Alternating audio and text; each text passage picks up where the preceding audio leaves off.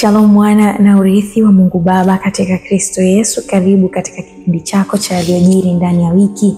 Kipindi ambacho hukujia kila siku ya Jumanne saa 12 hadi 12:30 alfajiri katika televisheni ya Sonship Spirit, jicho la Mungu duniani pote.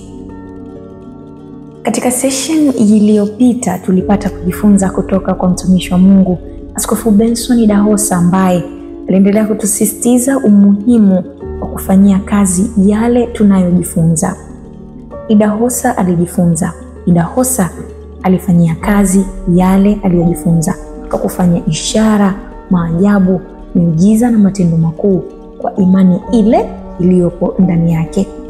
Lakini kutoka kwa mtumishi wa Mungu Pa Elton aliendelea kutusisitizia umuhimu wa kuendelea kujifunza ilhali umri umekutupa mkono.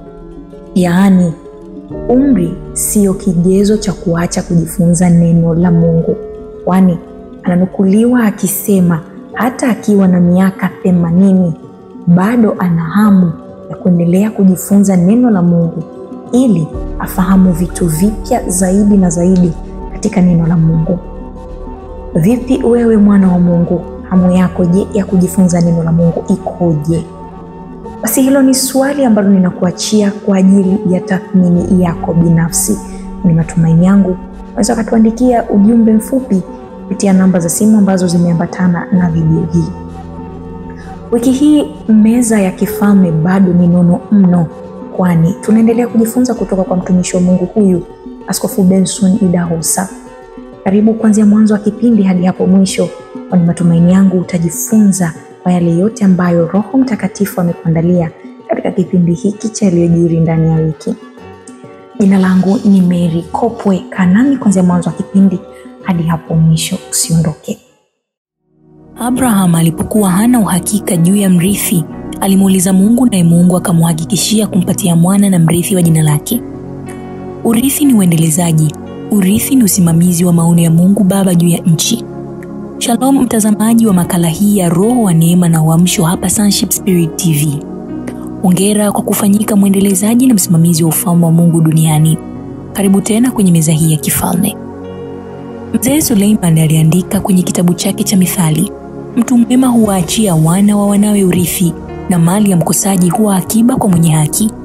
Kila tukimtazama mtumishi wa Mungu Askofu Benson Idahosa, tunaona utimilifu wa neno hili. Kama ilivyokuwa kwa Abraham, Idahosa naye alizaa wana ambao hata sasa wanaendeleza maono ya Mungu Baba ya ufalme wake duniani. Wana ambao wanaudhihirisha ufalme wa Mungu kwa nguvu na mamlaka. Wana ambao dunia nzima inajua ukuu walionao.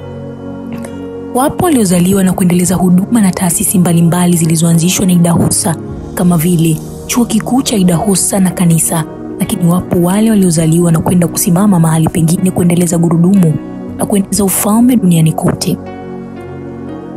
Askofu David Oyedepo wa huduma ya Winners Chapel, mtumishi wa Mungu Ayo Oristejafo wa Word of Life Bible Church huko Wari, Nigeria, Askofu Duncan Williams wa Action Chapel International huko Accra, Ghana, lakini pia mchungaji Kristo ya Kilome wa Christ Embassy Nigeria, ambaye huyu ndiye aliyepokea na Biblia ya Askofu Benson Idahosa kama urithi wa kuendeleza kile kilichoanza na Askofu Idahosa. Wote hawa ni wana wa kiroho wa Askofu Idahosa, na kila mmoja kwa nafasi yake amepiga hatua kubwa na kutumiwa na Roho Mtakatifu kufanya kazi kubwa za kuendeleza ufalme wa Mungu duniani pote. Hata hivyo, si kuwa na wana hodari tu kama ilivyo kwa Biblia imekuwako kwa vizazi hata vizazi, na hakuna mtu ameweza kuondoa hata neno moja ndani yake. Idahosa pia aliamini kuwa yale yaliyofunuliwa kwa neno la Mungu ni pia kuyaweka katika maandishi ili kuwa ushuhuda na shuhuda za Bwana ambazo ni urithi kwa vizazi. Idahosa alitumia kalamu kuhamasisha ufahamu uliokuwa umejaa rohoni, akauleta moyoni kisha kwenye akili na kuutoa katika wino wa kalamu ili kuandika katika karatasi maneno ya Roho Mtakatifu. Akafunga kurasa hata kurasa kuandika, na hata vikawa vitabu ambavyo wana wa Mungu leo tunavifurahia duniani kote. Strangers to failure, faith to change your world. I choose to change. Power for your 0 hour. Faith can change your destiny. Faith for all life's storms. Faith to change the world. Vyote hivi ni vitabu vilivyojaa shuhuda za maarifa ya ufalme wa Mungu kutoka kwa kalamu ya mtumishi wa Mungu Benson Idahosa. Alijua thamani ya kuandika, kisha akatuandikia. Neno la Mungu hutuambia, mji hubarikiwa kwa mbaraka wa mwenye haki. Ndivyo ilivyo, na watu hubarikiwa kwa mbaraka wa mwenye haki. Idahosa amekuwa baraka kwa wana wa Mungu, lakini hata kwa watu wa dini na makabila yote. Na moja kati ya ushuhuda unaoishi hata sasa ni Aliko Muhammad Dangote.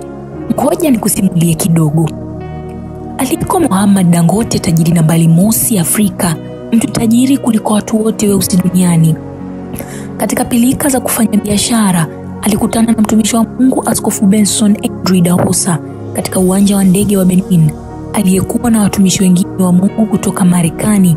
T.L. Osborne aliyekuwa akielekea mjini Lagos kwa ajili ya kuwahi ndege kwenda Marekani kwa ajili ya mkutano wa Injili siku inayofuata. Mtumishi wa Mungu Benson Idahosa, mwenyeji wa mtumishi wa Mungu T.L. Osborne, walipofika uwanja wa ndege wakakuta tiketi zimekwisha na tayari ndege ilikuwa ikielekea mjini Lagos, ilikuwa inasubiri kupaa. Mtumishi wa Mungu Benson Idahosa akawaomba wafanyakazi wa ndege wamruhusu waingie ndani ya ndege ili kuweza kuomba nafasi mbili za wageni wake, T.L. Osborne na aliyekuwa naye, ili waweze kuwahi Lagos. Alipofika ndani ya ndege alieleza azma yake. Baada ya kitambo kifupi, waliinuka vijana wawili, Aliko Dangote na msaidizi wake katika mambo ya kibiashara. Ndipo Askofu Benson Idahosa akawaambia, nataka niwatamkie baraka.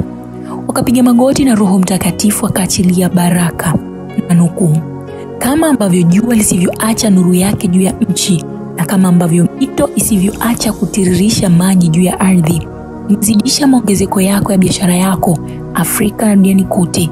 Utajiri utakufuata na kukumbatia katika jina la Yesu, amina.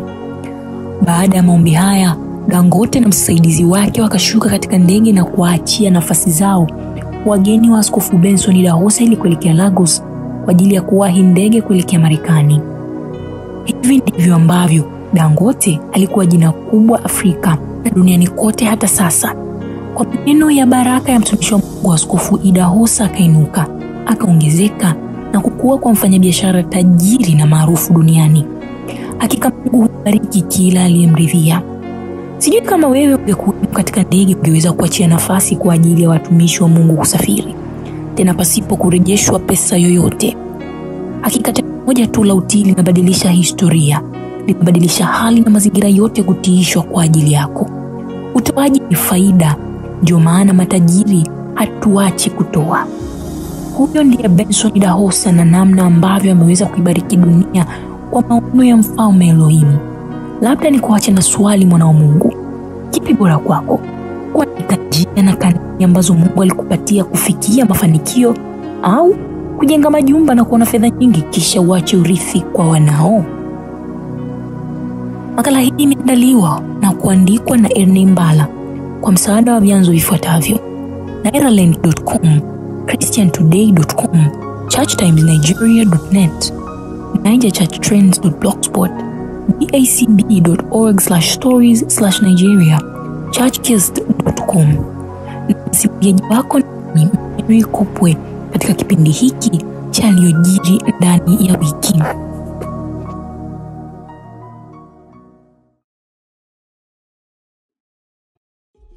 Idahosa anazidi kutushangaza, na anazidi kutushangaza kwani kila tumtazamapo tunazidi kuona utimilifu wa neno la Mungu, na tunazidi kuona ushuhuda na shuhuda za Bwana ambao ndio urithi wetu na kwa vizazi vyetu. Kwani kupitia mtumishi wa Mungu Askofu Benson Idahosa, wana walizidi kuzaliwa, wana wenye roho bora, roho ya utofauti, kama mchungaji Chris Oyakilome ambaye hata hivi leo anaendelea kuzaa wana wengi zaidi wa neno lake kupitia Christ Embassy Ministries. Lakini pia kutoka kwa mtumishi huyu wa Mungu Idahosa na yule mwana wa Mungu Aliko Dangote, tumeona namna ambavyo baraka za Mungu hazizuiliwi na mtu yoyote, wala sio kwa ajili ya watu fulani tu.